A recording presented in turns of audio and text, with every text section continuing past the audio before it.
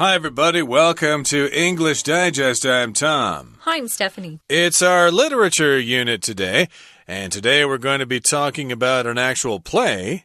Sometimes we talk about novels, sometimes we talk about short stories, but today we're actually going to be talking about a play by the, I guess, Irish playwright George Bernard Shaw. Are you familiar with this person? Sure, of course. He's very famous.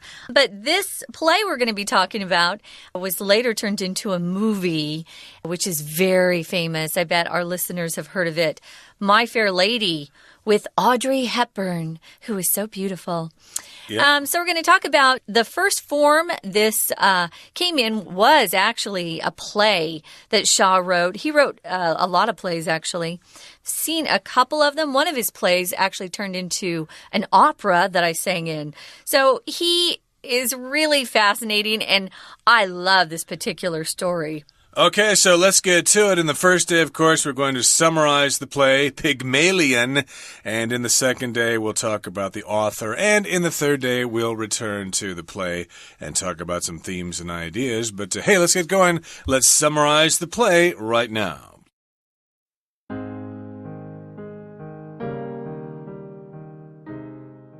George Bernard Shaw's Pygmalion begins on a rainy night in London with a poor young woman selling flowers on the street. A few well-off people accidentally knock down and ruin some of her flowers, leading to an argument. A phonetics professor, overhearing the fight, takes note of the young woman's dreadful lower-class accent.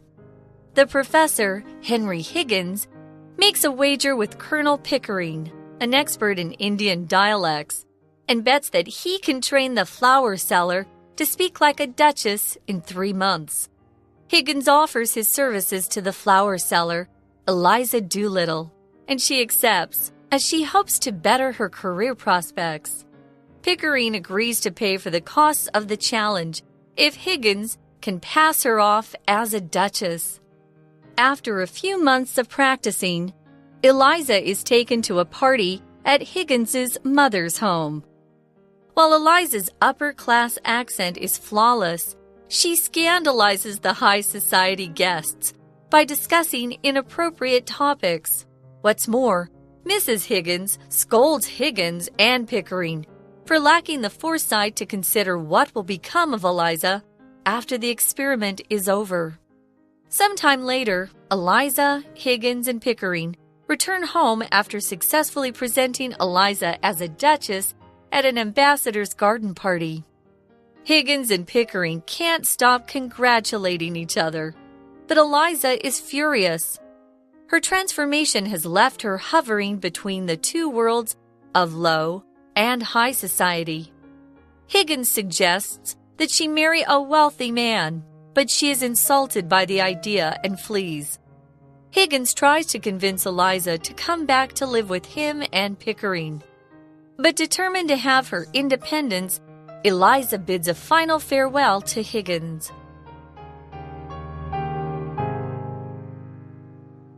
The time has now come for us to discuss the contents of today's lesson. Again, the featured work of literature in our program is entitled Pygmalion, and that, of course, is a play by George Bernard Shaw. Some people say George Bernard Shaw. I think both pronunciations are quite common. And again, the name of the play is Pygmalion, which I believe is a Greek myth about a god or something. No, I'm sorry. A king who made a statue of a beautiful woman, and then that statue came to life. So that's kind of similar to what's happening in our play here. Someone tries to take a crude, low-class woman, and they try to make her high class. Yeah. Now, maybe some of our listeners aren't aware that England is very reliant, very proud of their social class system. There's a hierarchy. There are people who are part of the aristocracy, which means they've got some sort of royal blood in them. I'm actually reading some historical novels right now, and they're set in England in the 1850, 1860 period.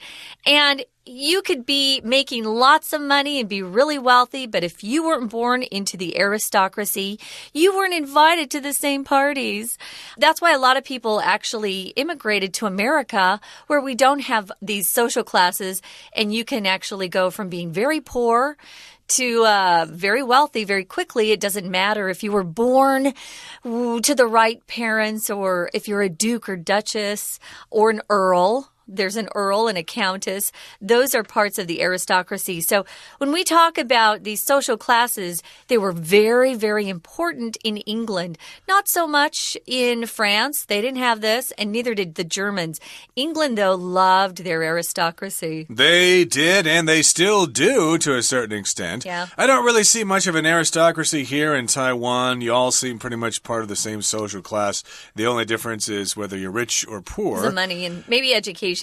Yeah. And education, of course. But this is the take on social classes. Take on something means your interpretation or how you feel about it. So here, George Bernard Shaw's Pygmalion begins on a rainy night in London with a poor young woman selling flowers on the street.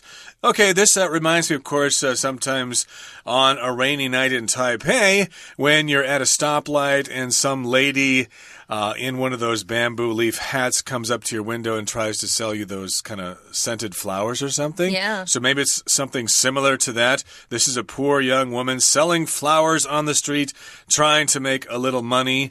A few well-off people accidentally knock down and ruin some of her flowers, leading to an argument. So she's on the street there trying to sell these flowers, and some well-off people, some rich people, some high-class people are walking down the sidewalk, and they're probably not watching where they're going, and they accidentally knock down and ruin some of her flowers. And they're probably thinking, puh, big deal, we knocked down that lady's flowers. What's she going to do about it? We're rich. She is powerless to do anything about what we did, but the lady probably says, hey, what you doing there? You can't do that. You can't knock down my flowers. You've got to pay for those. So they have this argument. Yeah, and she has a really strange accent. I bet if some of our listeners were to watch some of the YouTube videos, because you can see parts of it on YouTube, they would think, wow, what is she saying? It's hard to understand some of the lower class accents in England. Even today, I'll be watching a movie or a TV show and I'll think, what are they saying? I can't understand them. So the accents can be quite strong, you could say. You've got a phonetics professor. If you are a phonetics professor, you teach Fa'in, which we call phonics for kids, right? So he helps people just have the right sounds for the vowels and the consonants. And if you overhear something, which is what happened, this phonetics professor overheard, which is the past tense, the fight. And he takes note of the young woman's dreadful lower class accent. To overhear means you accidentally hear a conversation that doesn't involve you. They're not talking to you, but you can kind of hear what they're saying. So he overhears the fight. He takes note of this woman's dreadful or horrible accent. To take note of just means to notice something. To pay special attention to something, you need to take note of what your professor says in class so that you can get a good grade on the quizzes or the tests. And dreadful, like I said, can mean horrible, awful, really bad. Yes, dreadful. That's a word that the British like to use. Oh, it's dreadful. It's dodgy, isn't it? Stay away from that. But in any case, yes, indeed, she has this dreadful lower-class accent. Oh, how vulgar. How can she go through life talking like that? So the professor, the phonetics professor, his name is Henry Higgins. He makes a wager with Colonel Pickering, who is an expert in Indian dialects, and bets that he can train the flower flower seller to speak like a duchess in 3 months. So the phonetics professor, he thinks he knows a thing or two about accents, and he bets his friend Colonel Pickering that he can change the woman's accent and turn her into a high-class duchess in only 3 months. So he makes a wager. You could say he makes a bet with the Colonel here. The Colonel happens to be an expert in Indian dialects. Of course, India, as you know, has many different dialects or even different languages, just like China. Although China is all considered one language, but my goodness, if somebody from Shandong tries to talk to somebody from Guangzhou, they are not going to understand a word that they're saying, unless they speak Putonghua, you know. But in this particular case, Pickering is an expert on Indian dialects, and he bets that he can train, Higgins thinks that he can train the girl in just 3 months. That's their bet. To speak like a duchess, so she would have really elegant speech. Nowadays, they all refer to that really high-class English in England as being the Queen's English. It's very proper, it's quite beautiful, but it sounds a little bit stuffy or snobby. So that's the bet. He's going to really train Eliza to speak like a duchess in 3 months. And Higgins offers his services to the flower seller. Her full name is Eliza Doolittle, which is kind of a fun name. She accepts it because she really wants to improve her career prospects. Your prospects are the possibilities that you have out there. Maybe you have some romantic prospects in your life. Maybe you're kind of flirting with a couple of guys you haven't decided who you really want to go for. Those prospects are just possibilities. If you sound classy and you act classy, you'll probably be able to get a better job. Indeed. So she plays along. Yes, I'll accept this training. It could probably do my career some good. And Pickering agrees to pay for the costs of the challenge if Higgins can pass her off as a duchess. So I guess this particular training course that Eliza is going to take will cost some money, but Pickering says, well, I'll pay for it. I'll pick up the check if she can pass off as a duchess. So to pass someone off as means you present something in a way in which it isn't, okay? You could maybe take 1,000 NT dollar bill and pass it off as real when in fact it is counterfeit or it's fake. So in this particular case, yes, she's not really a duchess, she's not really high class, but they're going to pass her off as a duchess. They're going to make her look like she's a duchess. Right. So if your English is excellent and you have a great accent, you sound like a native speaker, you might be able to pass yourself off as an American or a Canadian, depending on how good your accent is. Right now, guys, we're going to listen for a few minutes to our Chinese teacher, and then we'll be back. 大家好，欢迎收听 English Digest， 我是哈利。今天我们要阅读的文章是 Unit 15 文学单元的第1天课程。今天要阅读的文学作品是 George Bernard Shaw 的作品 Pygmalion， 中文翻译为卖花女。这部作品曾被翻拍成一部很有名的电影 My Fair Lady， 中文叫做窈窕淑女，女主角是奥黛丽·赫本。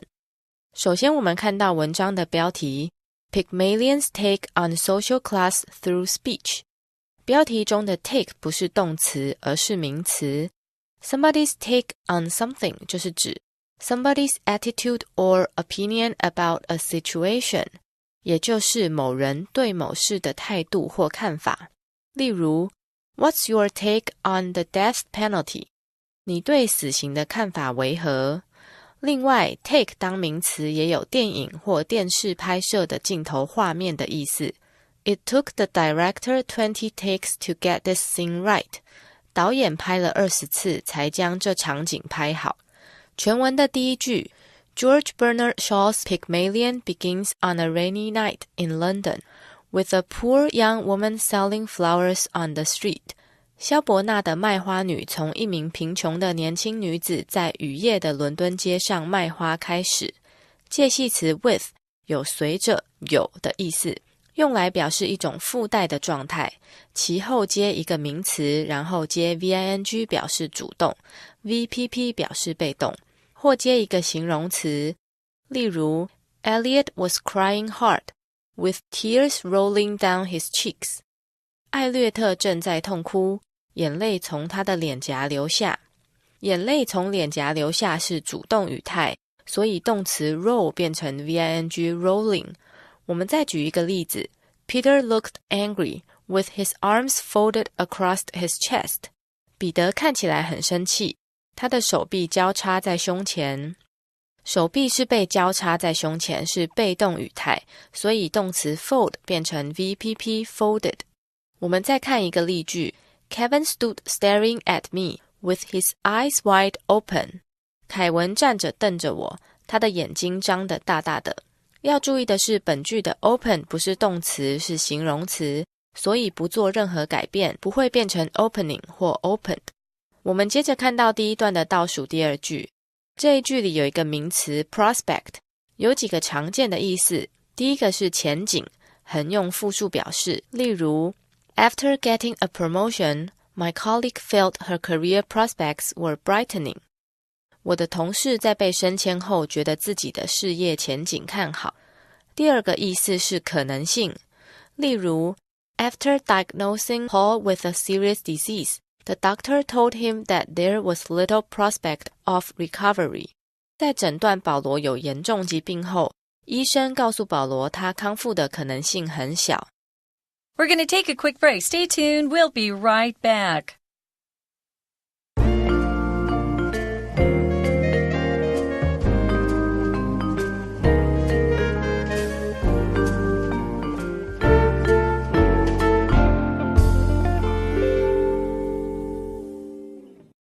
We shall now continue with our lesson. So to summarize so far, we've got Eliza Doolittle, a poor London woman trying to sell flowers on the street.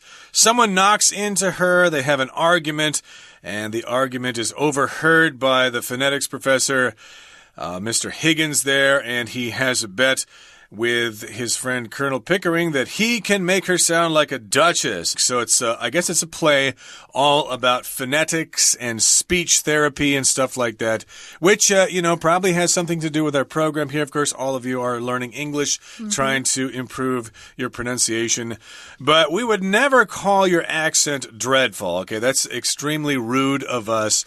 You are learners of a foreign language. You're expected to have an accent. There's nothing to be ashamed there. In fact, most of us foreigners here think the Taiwanese have a lovely accent in English. Don't be ashamed of that.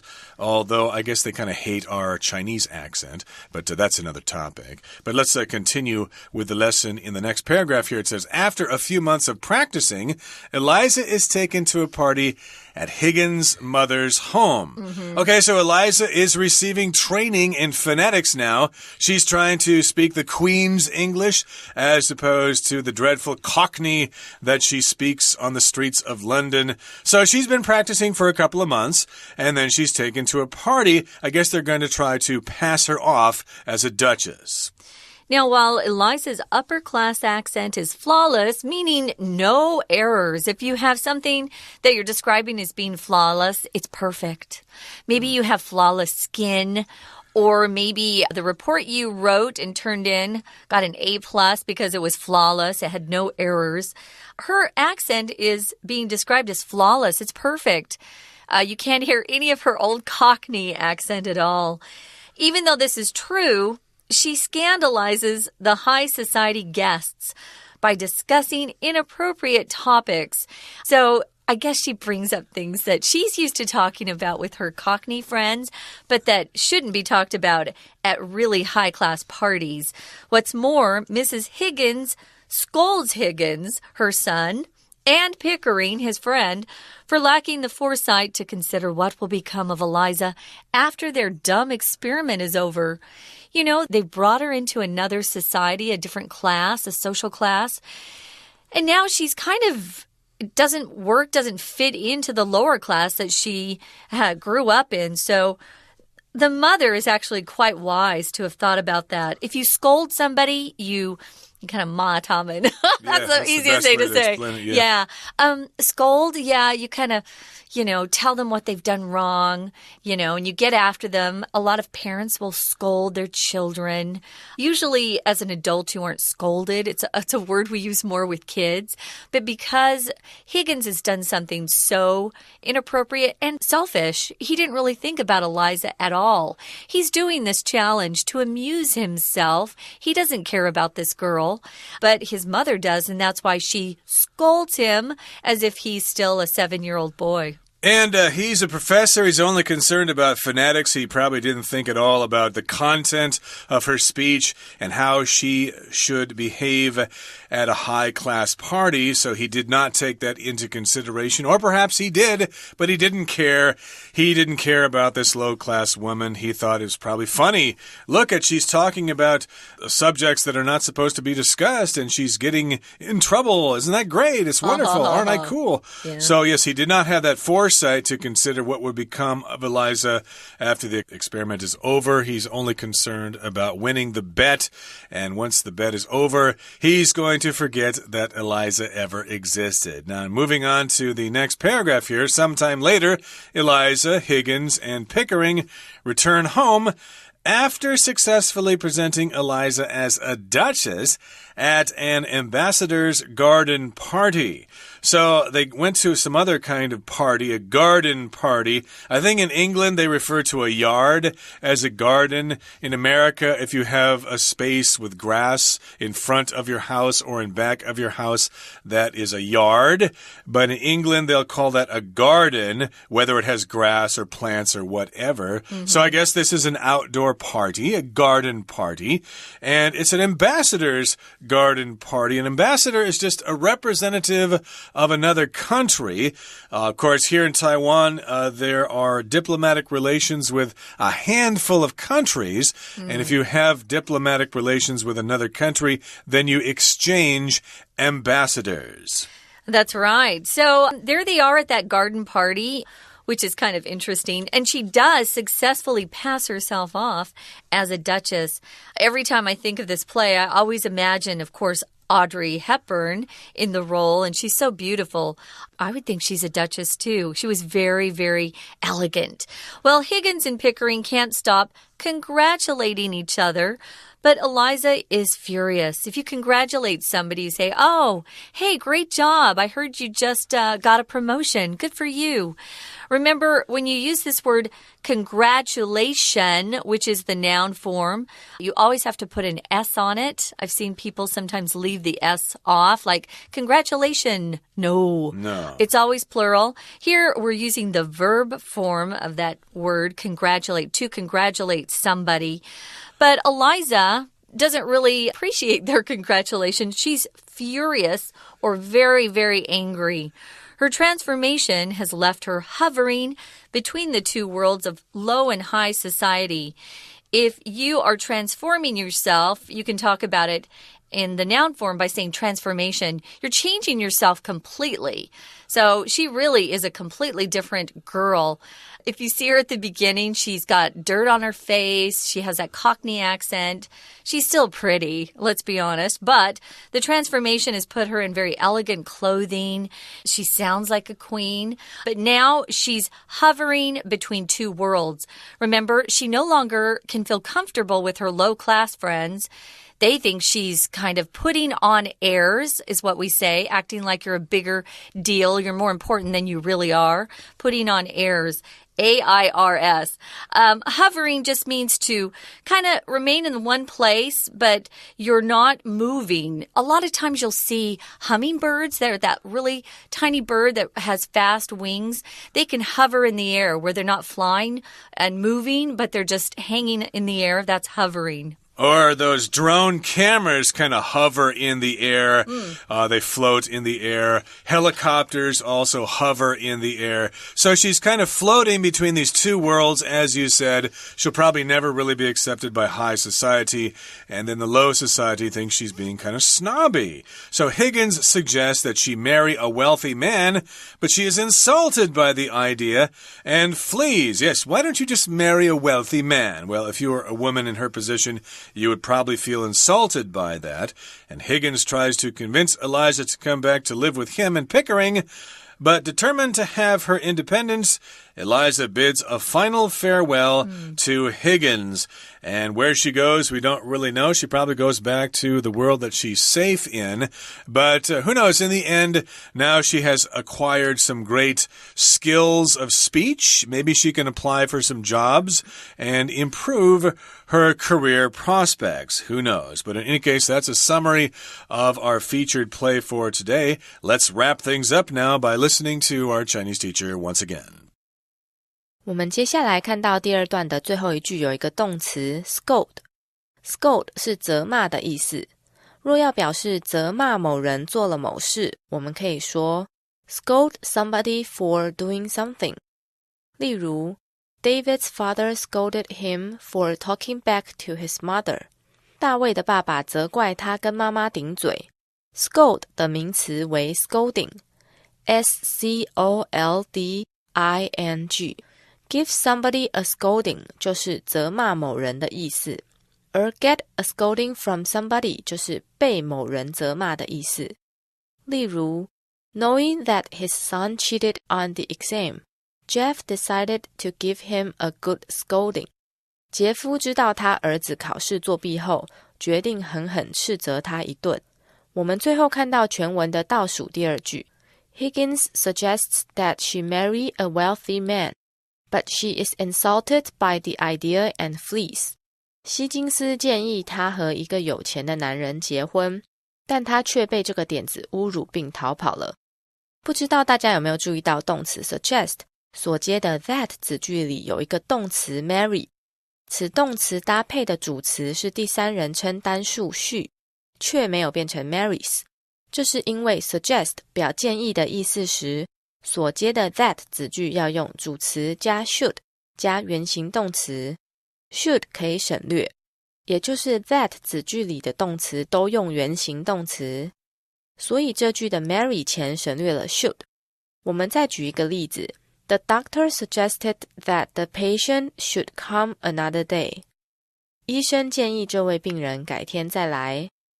以上就是今天的课程，谢谢大家收听。That's it for today's plot summary of this particular play. When you next hear from us, we're going to be talking about the author himself, the playwright, George Bernard Shaw, and we'll learn more about his life. He was an interesting fellow, to be sure. But we're really glad you joined us. We hope you'll come back again real soon. For English Digest, I'm Stephanie. And I'm Tom. Farewell. Bye.